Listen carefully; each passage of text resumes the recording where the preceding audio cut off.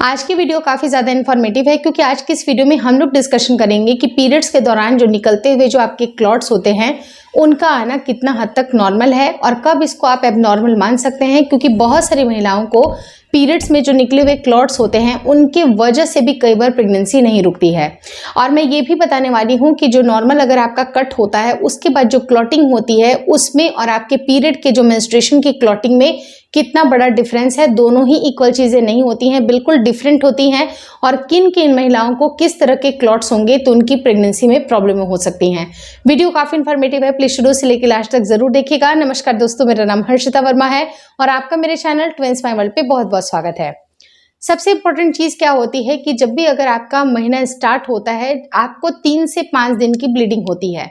वो bleeding normal होती है, आपको ब्राइट रेड कलर का ब्लड आता है। कुछ लोगों के स्टार्टिंग में हल्के हल्के से पानी जैसे डिस्चार्ज होंगे, पिंक डिस्चार्ज हो सकते हैं, ब्राउनिश डिस्चार्ज हो सकते हैं। उसके बाद 1 से 2 दिन के बाद उनको खुल करके ब्लड आता है। उसके बाद उनका 3 से 4 दिन के बाद पीरियड ओवर हो जाता है। जिनको हार्मोन की गड़बड़ी है उनकी बात कर रही हूँ, लेकिन जिनकी नॉर्मल पीरियड साइकिल है उनको पहले ही जब भी उनको फर्स्ट जो उनकी स्पॉटिंग होगी वो बिल्कुल ब्राइट रेड कलर का बिल्कुल ब्लड आता है जो कि बिल्कुल नॉर्मल है। और उस ड्यूरेशन में आपको पहले से दूसरे दिन के अंतराल में आपको ब्लड के क्लॉट्स भी दिखाई देते हैं जो कि नॉर्मली महिलाओं को फील ही होते हैं। और ये क्लॉट्स धीरे धीरे करके आपके कम होने लगते हैं क्योंकि आपके जो पीरियड का जो 2nd और 3rd डे होता है उस टाइम पे क्लॉट्स निकलने की जो मात्रा होती है काफ़ी ज़्यादा होती है। लेकिन ये जो क्लॉट्स होते हैं आखिर ये क्यों होते हैं और आपके नॉर्मल ब्लड के क्लॉटिंग से ये डिफरेंट क्यों है?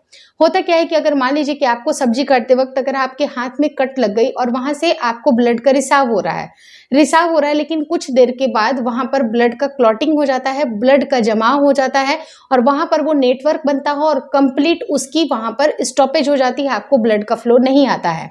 वो होता है आपके विटामिन के की वजह से। अगर आपके शरीर में विटामिन के की पर्याप्त मात्रा है तो ब्लड की क्लॉटिंग आपकी जल्दी होगी ताकि जो एक्सेस ब्लड है वो आपके शरीर से आउट ना हो। ये विटामिन के की वजह से होता है। लेकिन जो पीरियड का जो क्लॉटिंग होता है वो आपका 3 से 5 दिन की जो आपकी नॉर्मल मेंस्ट्रुएशन साइकिल होती है उस ड्यूरेशन में, मतलब कि पहले दिन के लास्ट 2nd डे या 3rd डे आपको ये क्लॉटिंग ज़्यादा नजर आती है।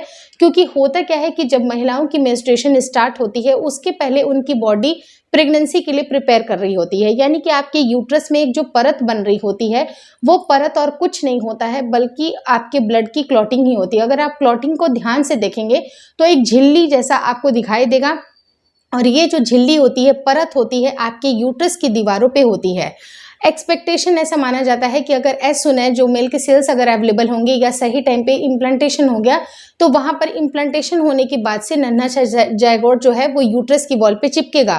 तो यूट्रस की वॉल पे चिपकने के लिए जो परत बनी होती है वो आपके बच्चे को न्यूट्रिशन प्रोवाइड करने के लिए और आपकी प्रेगनेंसी को सस्टेन करने के लिए इसका जो एक नेचुरल फॉर्मेशन होता है। लेकिन अगर किसी न किसी कारणवश अगर मेल के सेल्स अवेलेबल नहीं है या किसी न किसी कारणवश इम्प्लांटेशन नहीं हुआ या तो फिर आपकी शादी ही नहीं हुई, यानी कि ओवरऑल कुछ ना कुछ कंडीशन अगर है जहां पर आपकी प्रेगनेंसी नहीं रुक सकती है तो उस टाइम पे महिलाओं की जो मेंस्ट्रुएशन साइकिल होती है वो स्टार्ट होती है और नेक्स्ट मंथ के लिए वो सेम चीज़ की प्रिपरेशन होती है।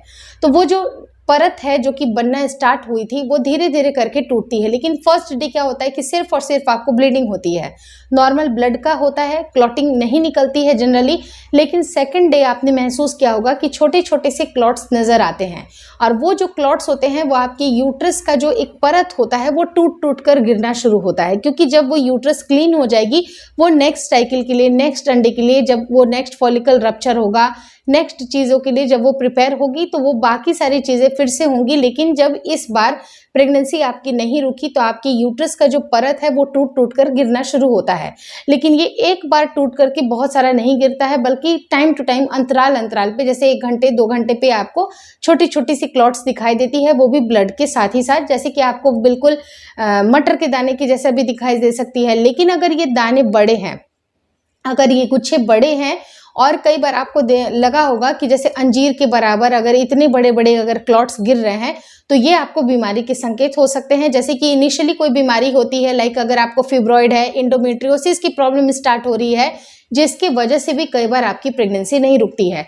लेकिन अगर नॉर्मल क्लॉट्स हैं, बिल्कुल अगर ब्राइट कलर का एकदम नॉर्मल क्लॉट निकल रहा है जो कि हल्का फुल्का है, और 3rd डे के बाद से ये क्लॉटिंग भी बंद हो जाती है, क्योंकि 4th डे जब अगर आपका पीरियड होता है उस टाइम पे भी आपको सिर्फ और सिर्फ ब्लीडिंग होती है, यानी जो क्लॉटिंग होती है 2nd और 3rd डे में जनरली खत्म हो जाती है। लेकिन अगर आपको बड़े बड़े से क्लॉट्स दिखाई दे रहे हैं जो कि बिल्कुल नेचुरल नहीं है, जो भी आपको पहले हुआ करता था पीरियड के दौरान, अगर उस तरह की ब्लीडिंग नहीं है, ज़्यादा बड़े हैं, तो मे बी शायद ये आपकी इम्प्लांटेशन फेल होने के भी संकेत हो सकते हैं। कई बार क्या होता है कि बहुत सारी महिलाएं गर्भधारण के लिए ट्राई कर रही होती हैं, वो सही टाइम पे रिलेशन भी प्लान करती हैं और एक्सपेक्टेशन के हिसाब से उनका गर्भ रुका भी होता है, लेकिन कुछ ऐसी मिस्टेक्स होती हैं जिसकी वजह से उनके पीरियड्स के करीब पीरियड मिस भी हो जाता है। 5-6 दिन के बाद से जब बड़े बड़े से क्लॉट्स गिरना शुरू होते हैं तो वो कहीं ना कहीं मिस्ड एबॉर्शन होता है, या फिर उनको कहीं ना कहीं उनका इम्प्लांटेशन भी फेल हुआ रहता है। तो ऐसे केस में मैंने एक सेपरेट वीडियो बनाई है कि आपका इम्प्लांटेशन फेल ना हो, आपको कुछ गलतियों को अवॉइड करना चाहिए। वो गलतियों के लिए मैंने सेपरेट एक जो वीडियो बनाई है, एंड स्क्रीन पे उस वीडियो की लिंक ड्रॉप कर दूंगी, प्लीज़ उसको देखना मत भूलिएगा। होपफुली आपको इस वीडियो में दी गई सारी जानकारियां अच्छी लगी। अगर अच्छा लगा तो प्लीज़ लाइक कर दीजिएगा।